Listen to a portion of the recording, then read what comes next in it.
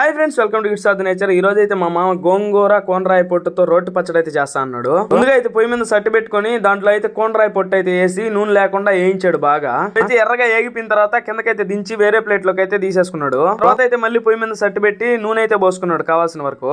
దీంట్లోనే జీలకర్ర, మెంతులు, ధనియాలు అయితే వేసేసుకుని కొద్దిగా ఏగిన తర్వాత ఎండుమిరపకాయలు కూడా అయితే వేసేసుకుని బాగా అయితే వేయించుకున్నాం.